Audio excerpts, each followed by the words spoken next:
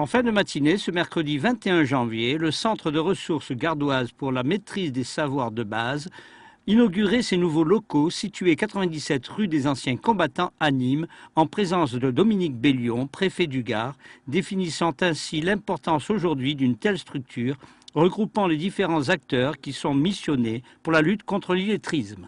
La lutte contre l'illettrisme, c'est vraiment un objectif national. Ça a été défini en 98, il y a 10 ans, il ne faut pas oublier. Donc ça touche les salariés, ça touche les jeunes. Et les chiffres dans le Gard sont préoccupants. On parle de 6,9% des jeunes de 16 à 25 ans, alors qu'on est plutôt sur des chiffres inférieurs au Languedoc-Roussillon. Donc c'est un travail qu'il faut mener. Et l'intérêt de cette structure, c'est justement de partager les compétences, de partager les savoirs, de dynamiser tout ça. L'association Cérégard permet aujourd'hui d'apporter aux professionnels de la formation et de l'accompagnement des publics en difficulté, qui trouvent ici en ce lieu les moyens et le soutien mis à leur disposition pour mener à bien leur travail. Il s'agit notamment donc des organismes qui accueillent et orientent le public et qui rencontrent fréquemment des personnes en situation d'illettrisme. Il s'agit aussi des personnes qui forment les personnes en situation d'illettrisme ou de maîtrise insuffisante des savoirs de base.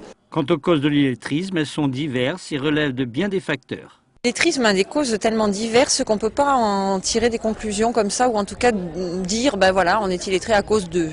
En fait, en général, il y a des mécanismes psychocognitifs, si vous voulez, qui bloquent en fait la possibilité d'apprentissage. Cérégard n'a pas été créé par hasard, il est né d'une réflexion et d'une concertation commune mettant en évidence le besoin d'exister.